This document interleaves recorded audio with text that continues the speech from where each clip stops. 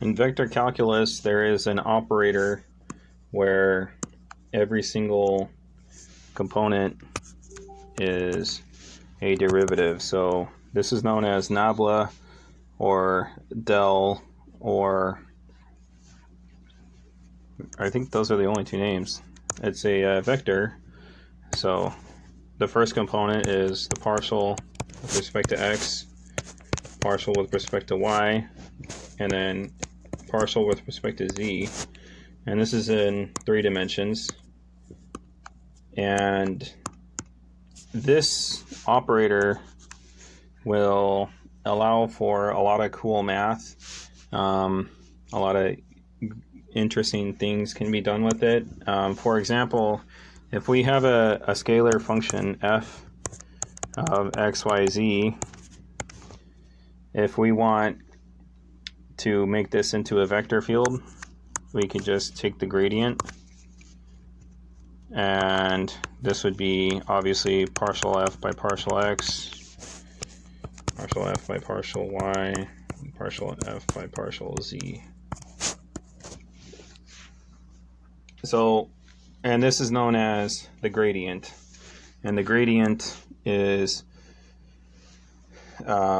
it points in the max increase of a function. So it's like the slope in a way. It's the greatest increase or decrease.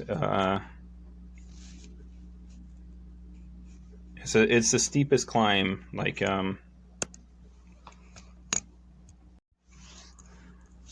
for example, if we have f of xy is a 3D hill,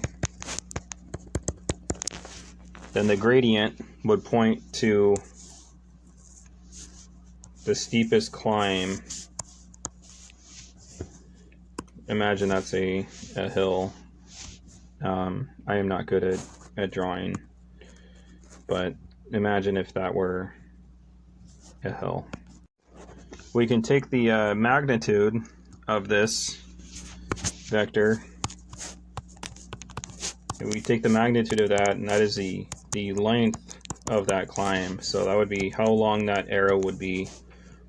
Let's say that's the max direction. I don't know. I'm not good at drawing. Let's example, if we had f xyz x squared plus y squared plus z squared. This would be a sphere. So obviously this is going to be equal to some constant, or constant squared, or just constant, either or. But anyway, this is just a sphere. But if we take the gradient of this, then this is going to be 2x, 2y, 2z. Or if we want to use,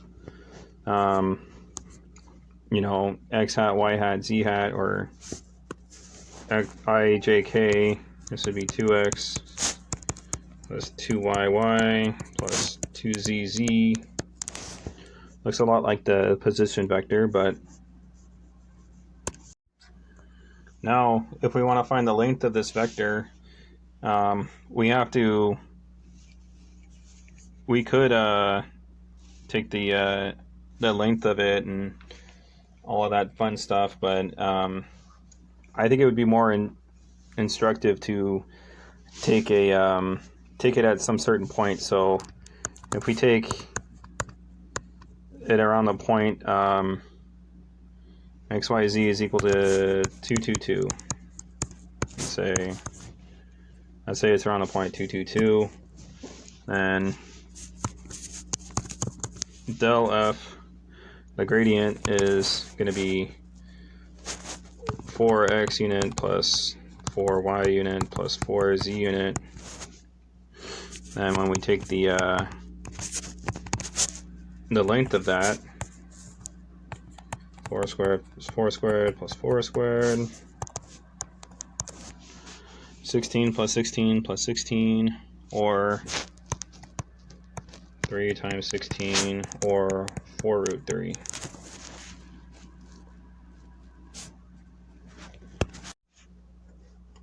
This 4 root 3 represents this is the direction that it's increasing. So it's increasing in the same kind of direction, but it's a little bit, longer than the 222. Let's just imagine these are going in the XYZ direction. So this 4 rad 3 is the steepness of that climb, but it's not the length of the path you need to climb. It doesn't tell you how long it takes to reach it. It's a rate. Example, if you were, say, climbing a hill, let's say you're going up the hill, and you want to climb as quickly as possible, you're going to be going in the direction of the gradient. So you're going in this direction to climb the hill, and you're going to be going at this rate 4 root 3 per unit distance moved in that direction. So for let's say you go up this way, you're going to have 4 root 3 this way, or 4 root 3 in this way, I guess.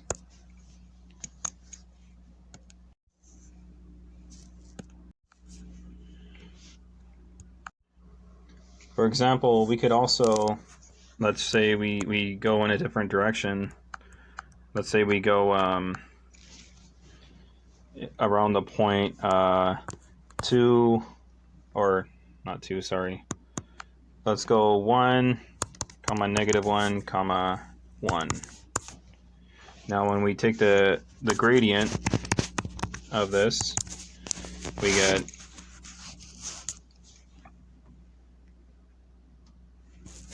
two, comma, -2, 2. We can take the length of that, and that's 2 squared plus -2 squared plus 2 squared, and this is equal to 3 times 4, because we have 4, 4, 4, and that's just 2 root 3, which is exactly half, and this is something that we would expect to get. So again, if we're climbing a hill in this direction around this point, the gradient now is going to be pointing in this direction, and this is going to be the rate of how fast we are climbing it. So if we were to kind of relate this to single variable calculus, it would be like making a slope of the tangent line at a certain point and be like, oh, well, this is the slope of that line at this point. But if we go to this point, now we have a steeper slope. So that's exactly what we are doing here. That's about it. Thanks for watching. Well, I mean, it's mostly it. It's it for this video. The del operator is very cool because eventually we'll be doing stuff like, oh, well, del dot f, or we can take the cross product. It comes and makes a lot of interesting, cool things, fundamental things. Thank you.